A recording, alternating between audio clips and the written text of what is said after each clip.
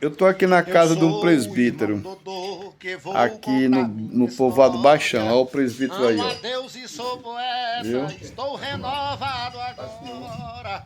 Eu E tô aqui peço na a casa Deus dele, neste vim visitar ele aqui momento para agora, que mas o o Samuel, olha o Samuel. esquecimento não entre Samuel em só com os olhos no minha celular, não sei como é que o memória. olho dele não cresce. Nasci lá no Ceará, no Pois é, meu município pastor, de tá ficando bonito a Uatu. igreja Meu aí, pai, viu? um Tá ficando uma camponês bênção para a glória de bravo, não Deus. deixava eu tê-lo E no Deus vai, colo. E a gente mamãe, um espera esse anjo momento divino, e eu sou glorioso, viu? aquele menino que vou E aquela descrever pra satisfação, né? tu. De Deus ter dado para nós nesse mundo a Caçava oportunidade em de construir uma baladeira, congregação, andava de pé uma no igreja chão. onde muitas Dava a vidas trabalhar serão mamãe, a transformadas, papai eu muitas não dava histórias serão não. mudadas. Porque mamãe Essa é a me nossa fé. zelava e papai Eu quando me estava lendo agora pegava só soltava em com a Coríntios sobre a mão. ressurreição de Cristo, né?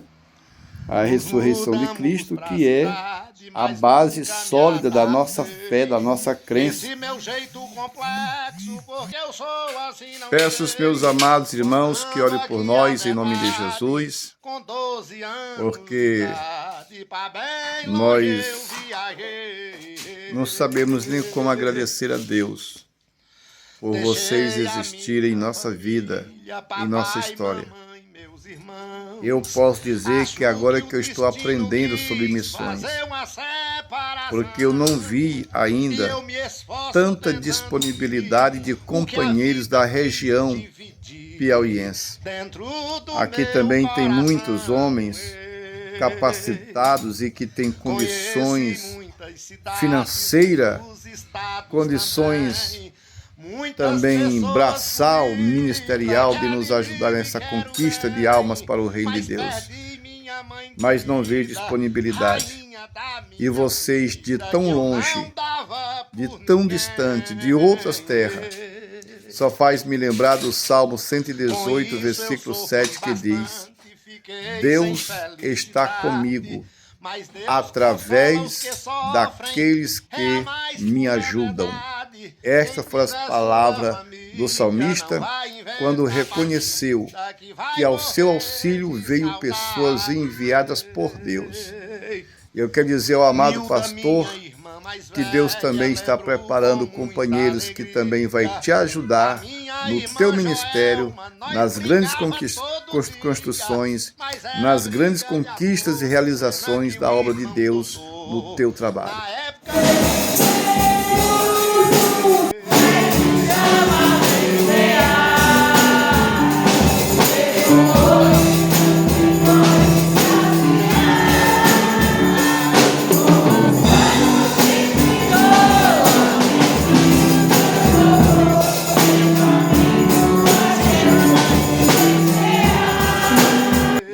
É, meu Deus, aleluia! Glória a Deus!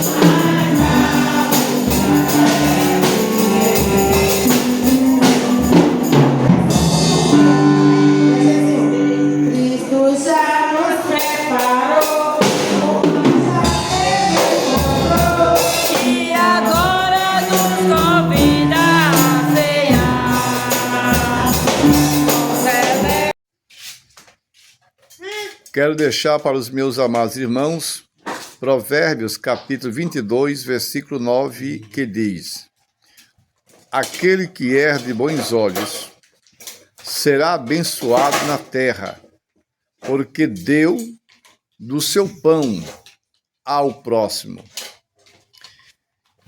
Perguntaríamos, o que é uma pessoa de bons olhos? É uma pessoa igual você, que está vindo a necessidade da obra missionária aqui no sertão do Piauí, e vendo a necessidade de um companheiro de fé, de um obreiro, de um pastor, e essa sua disponibilidade para nos ajudar na obra de missões no sertão do Piauí, não tem preço que pague, nem nesta vida e nem na eternidade. Somente Deus poderá recompensá-los pela vossa grandeza de generosidade em compartilhar conosco os seus dons e os seus ministérios para nos ajudar nesta grande jornada espiritual, que é levar a palavra de Deus aos perdidos aqui no sertão piauiense.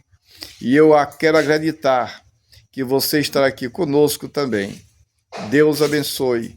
Sinta-se abraçado pela família missionária no sertão do Piauí. Um beijo no coração de cada um de vocês. A paz do Senhor. Meus amados irmãos, a paz do Senhor Jesus, meu amigo pastor Erinaldo Silva, pastor Flávio Lira, a paz do Senhor para a serva de Deus, reverenda Fátima Rodrigues, e seu esposo, pastor Felipe, nosso amigo. A paz do Senhor ao homem de Deus, pastor, apóstolo Luciano da Mata. Deus em Cristo abençoe, meu amigo, em nome de Jesus. Bispo Breno, onde quer que você esteja, a paz do Senhor. Quero mandar minha saudação a todos os membros deste seleto grupo, entre todos também nosso amigo pastor Hélio dos Santos, em Novo Oriente do Ceará, e aos demais irmãos e amigos cujos nomes no momento não estou me lembrando de todos. Que Deus vos conceda nesse domingo uma tarde de bênção, à noite, que cada um dos irmãos se torne como verdadeiras labaredas de fogo na mão do Senhor, na hora da vossa ministração da palavra de Deus. Orando a Deus por todos vocês e pelo nosso Congresso de Missões, que vai estar sendo realizado entre os dias 4 a 10 de junho do corrente ano. Eu, missionário Ângelo, pastor da Assembleia de Deus do Brejo da Onça, quero dizer a todos vocês que a boa mão de Deus vai usar cada um de vocês com grande poder e graça, em nome de Jesus.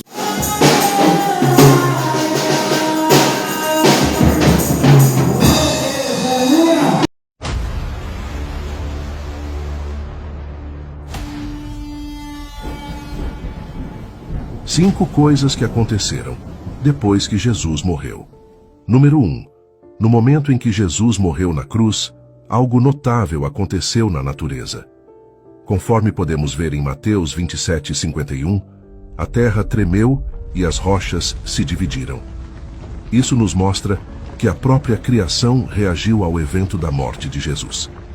Essa linguagem bíblica nos indica que a morte de Jesus teve um impacto profundo, não apenas espiritualmente, mas também na própria natureza. É um sinal da importância desse evento na fé cristã. Número 2. Os túmulos foram abertos. Mateus registra um incidente que não é mencionado nos outros evangelhos.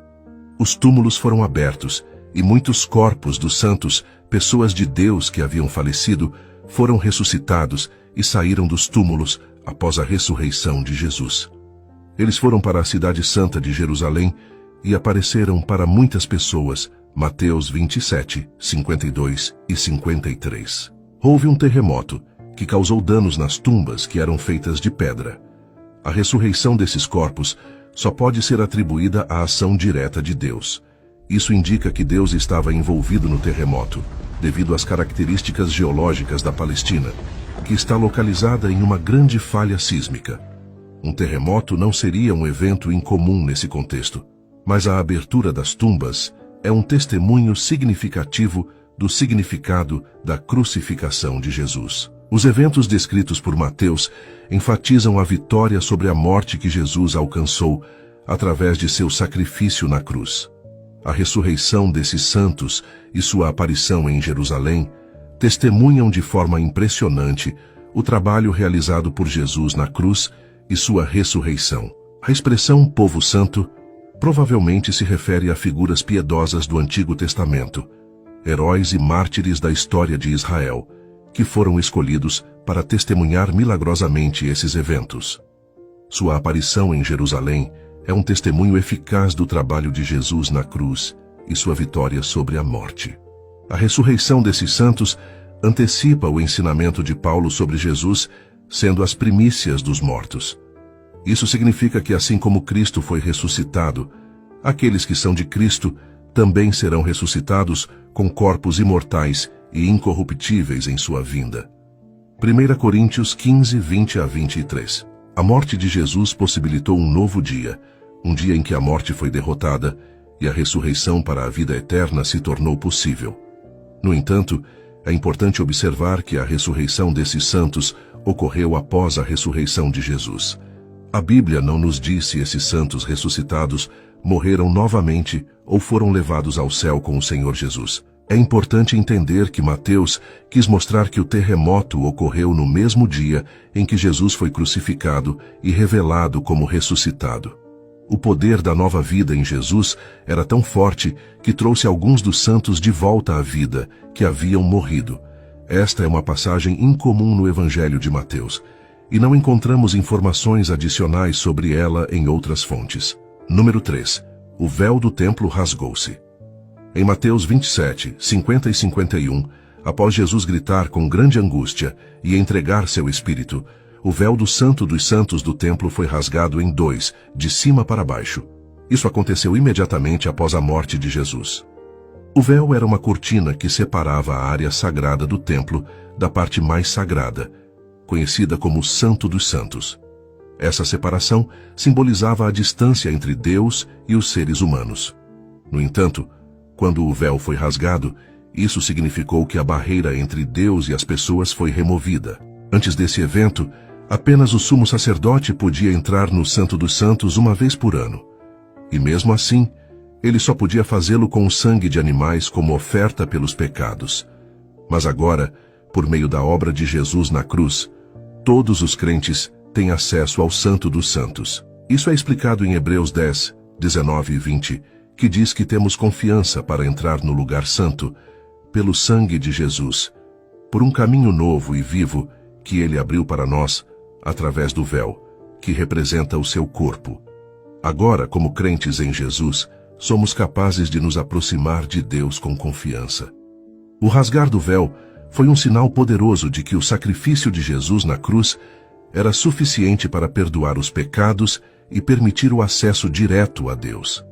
Ele demonstrou que não precisamos mais de intermediários ou rituais religiosos para nos achegar a Deus, pois Jesus abriu o caminho para todos nós. Portanto, o véu rasgado é um lembrete do amor e misericórdia de Deus, mostrando que Ele deseja se relacionar conosco de uma forma íntima. Agora, podemos nos aproximar de Deus com fé e confiança, sabendo que fomos reconciliados com Ele por meio da obra de Jesus na cruz. Número 4. Havia escuridão por toda a terra. Em Mateus 27, 45, desde o meio-dia até as 3 da tarde, houve uma escuridão espessa sobre toda a terra. Isso cumpriu a escritura em Amós 8, 9, onde Deus diz que faria o sol descer ao meio-dia e escurecer a terra em plena luz do dia. Essa escuridão sobrenatural não foi causada por um eclipse. Foi uma intervenção rápida de Deus trazendo escuridão mesmo quando o sol estava brilhando intensamente. Essa escuridão teve vários significados. No contexto da antiguidade, a escuridão era associada ao luto e à morte de grandes homens. Gentios e judeus poderiam interpretar a escuridão como um sinal cósmico que acompanhava a morte de um rei. Além disso, a escuridão era um sinal do julgamento de Deus. Durante esse tempo, os túmulos se abriram e muitos santos, pessoas justas que haviam morrido, ressuscitaram e saíram dos túmulos após a ressurreição de Jesus. Eles apareceram para muitas pessoas na cidade santa de Jerusalém. Esse evento extraordinário ressalta o poder de Deus e o cumprimento das profecias. Mostra que Jesus é o Messias, trazendo vida após a morte e a promessa da ressurreição para todos os que creem nele. Número 5. O soldado que supervisionou a execução percebeu que Jesus era inocente. Ele e os outros soldados que estavam com ele guardando Jesus viram o terremoto e os eventos que estavam acontecendo e ficaram terrivelmente assustados e cheios de admiração. O centurião então disse: verdadeiramente este era o Filho de Deus. Mateus 27, 53 e 54. O trabalho do centurião era garantir que a crucificação fosse realizada corretamente, sem complicações. Ele era responsável por 100 soldados no momento da crucificação. Era um soldado de carreira, cuja coragem e inteligência o ajudaram a subir nas fileiras. Ele precisava ser frio e eficiente para ter sucesso nessa posição. Esse homem teve que seguir as ordens de seus superiores. A cena da crucificação de Jesus foi tão notável que até mesmo um endurecido centurião romano reconheceu que Jesus era o Filho de Deus. Isso significa que Jesus era inocente do crime pelo qual estava sendo crucificado. Esse reconhecimento pelo centurião deve ter despertado uma mistura de emoções nele. Ele percebeu que havia supervisionado a crucificação de um homem inocente. Essas palavras não foram ditas por um soldado assustado ou facilmente manipulável, mas sim por um veterano experiente.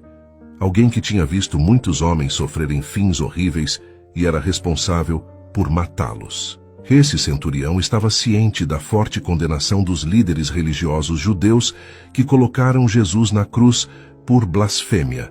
Seu comandante-chefe, Pôncio Pilatos, também havia sustentado a convicção de Jesus antes de sua crucificação.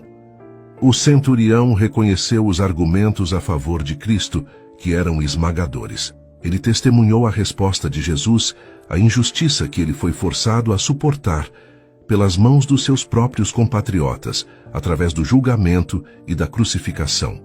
Ele viu a dignidade com que Jesus respondeu ao linchamento e aos gritos da multidão. Ele também viu a misericórdia de Jesus para com as pessoas que o rejeitaram e os soldados que o crucificaram.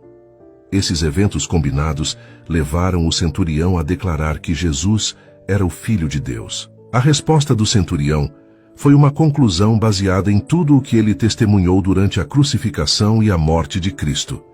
Isso o impactou profundamente e o encheu de terror diante desses eventos tão extraordinários. Através desse testemunho do centurião, vemos como a cruz de Jesus tem o poder de tocar e transformar até mesmo corações endurecidos. A mensagem da cruz alcança tanto os pobres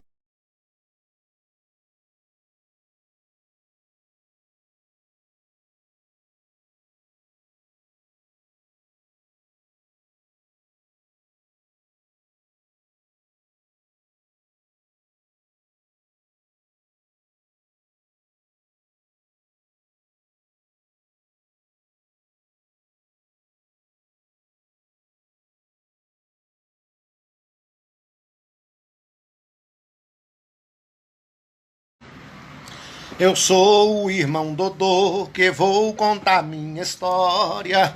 Amo a Deus e sou poeta, estou renovado agora. E peço a Deus neste momento, para que o esquecimento não entre em minha memória. Nasci lá no Ceará, no município de Iguatu. Meu pai, um camponês bravo, não deixava eu ter lundu. E mamãe, um anjo divino, e eu sou aquele menino que vou descrever pra tu.